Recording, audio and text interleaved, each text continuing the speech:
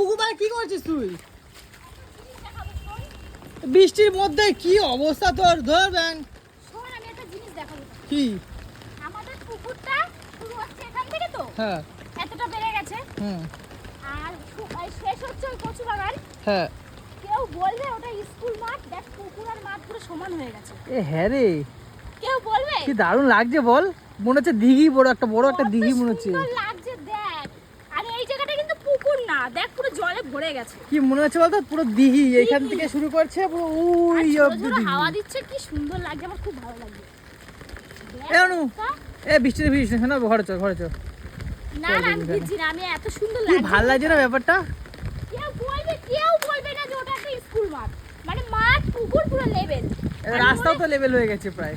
ও এই জায়গাটা মনে হচ্ছে এখান থেকে পুকুর শুরু, আর এই হ্যাঁ। জায়গাটা থেকে এখান থেকে পুকুর শুরু, কিন্তু পুকুর কিন্তু আমাদের অ্যাকচুয়ালি ওখান থেকে শুরু। আর এ অনু, পালাই বৃষ্টি ঘরে চল হলে। ঘরে চল।